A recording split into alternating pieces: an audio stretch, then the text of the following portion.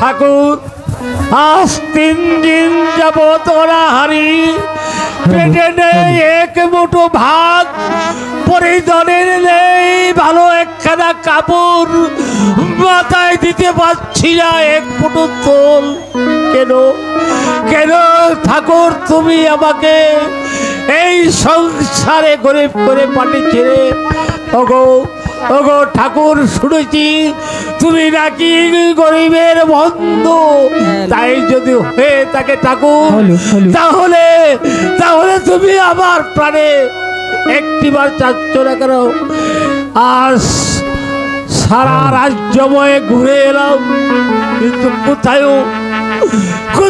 এক মুঠো চাল পেলাম না ঘরে একটি মাত্র মেয়ে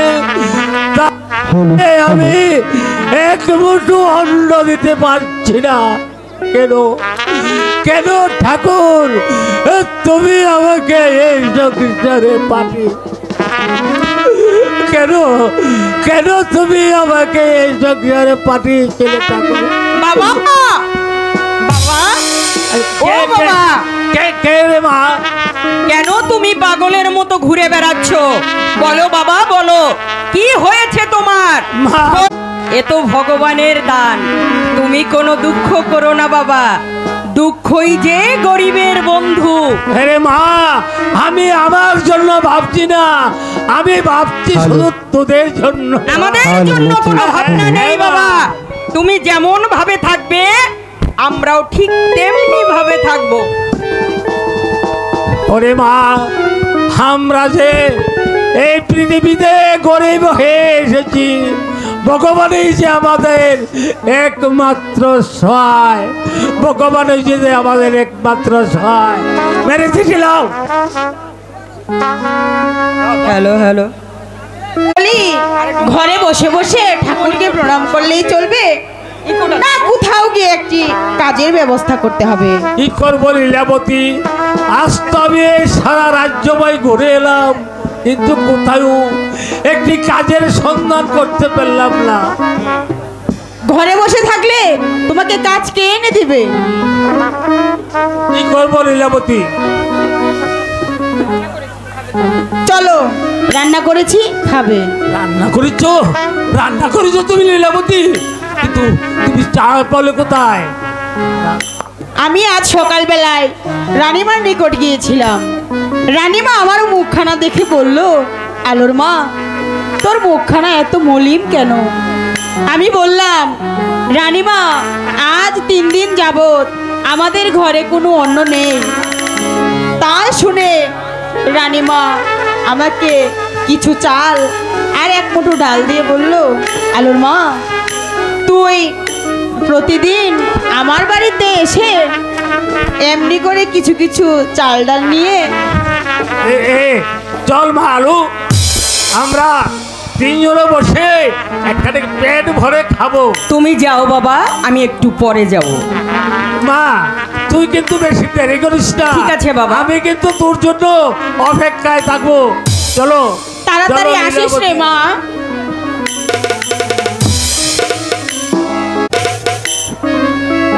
হ্যালো হ্যালো হ্যালো কি হয়েছে হ্যালো তোর বাবা কোথায় রে খাবার ঘরে খেতে গিয়েছে। খাবার ঘরে খেতে গিয়েছে? হ্যাঁ, বাবাকে খোঁজ করছিস কেন? শোন, তোর বাবাকে খোঁজ করছি এই জন্য, তোর বাবা হচ্ছে আস্ত একটা বোকা। ও মা, আমার বাবা বোকা? হ্যাঁ, কারণ কাজ করবে না, খালি খাবে ঘরে বসে বসে, খাবার কোত্থেকে আসবে? চাকরির জন্য তো ব্যবস্থা করছে, কিন্তু চাকরি তো পাচ্ছে না। শোন আলো, তোকে একটি কথা বলি। বল। কারণ তোর বাবার মতো আমারও একদিন গরিব ছিলাম, জানিস। আমার পিতামাতা ওই রাজবাড়ি থেকে চাকরি করে, আজ দেখতে পাচ্ছি না আমি যে কেমন করে পোশাক আশাক করছি। তা তো দেখতেই পাচ্ছি। ঠিক আছে, আমি বাবাকে বলবো। বলবি তো? বলবো। বেশ, তাই বলিস। এই আলো, কি? আলো, ওটা কি রে? কোনটা? আরে ওই যে ওটা।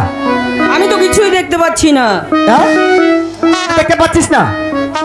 না। তাহলে দেখ, ওই যে তলে ফাঁক দেখা যায়।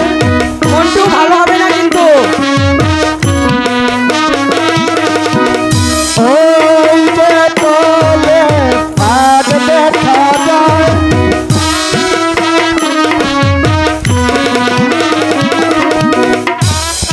এত কানে মোটা, এত কানে লম্বা, ফাঁক দেখা যায়।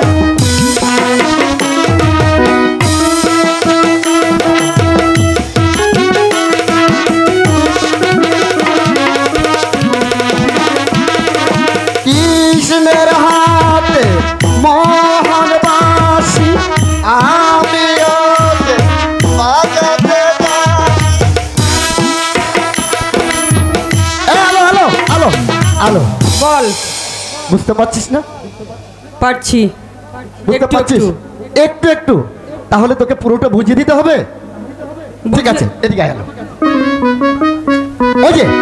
ওই যে দূরে একটি কদম গাছ দেখা যাচ্ছে, দেখতে পাচ্ছিস? পাচ্ছি তো। ওই কদম গাছের তলায় প্রতিদিন রাধিকা কৃষ্ণ এসে এভাবে বাঁশি বাজাতো। কদম গাছের তলে না হ্যাঁ। গাছের উপরে? গাছের তলে। ও, গাছের তলে। হ্যাঁ, আজ রাধিকা আসেনি, তাই কৃষ্ণ একা। তাই তো বললাম ওই জায়গাটা আজ ফাঁকে দেখা যায়। বুঝতে পারছিস? এই আলো, বল। আমি এখন যাচ্ছি। যা। তোর বাবা আসলে কথাটা কিন্তু ভালো করে বলবি। ঠিক আছে, বলবো। যাবো? আরে যা না। Tata, bye bye. তবে ভালো একটা কথা বল।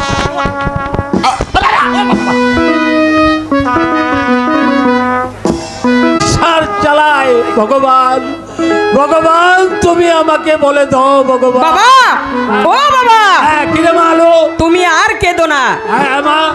মন্টুদা এসেছিল আমাদের বাড়িতে, মন্টু? সে বলে গেছে হ্যাঁ। তুমি যদি রাজবাড়িতে যাও তাহলে একটা চাকরি তুমি নিশ্চয়ই পাবে। গিয়ে দেখো না ওই রাজবাড়িতে একটি চাকরি পাও কিনা। হ্যাঁ হ্যাঁ মা, আয় মালো, এখনই আমি আর এই, তাহলে চলো না, আর দেরি হচ্ছে কেন? আমরা রাজবাড়িতে গিয়ে একটি কাজের ব্যবস্থা করি। হ্যাঁ হ্যাঁ তাই করবো। হ্যালো। মা হ্যালো। বলো বাবা। মা হ্যালো, আমি আর তোর মা যাচ্ছি এই রাজবাড়িতে একটি চাকরির জন্য, দেখি একটি চাকরির সন্ধান পাই কিনা। ঠিক আছে বাবা। তুই কিন্তু মা সাবধান, তুই কিন্তু বাড়িতে থাকিস। ঠিক আছে বাবা, আমি বাড়ি থেকে বাড়িতেই যেন- থাকবো। বাবা, তুমি তাড়াতাড়ি ফিরে এসো। হ্যাঁ রে মা, আমি তাড়াতাড়ি ফিরে আসবো। ওরে মাতা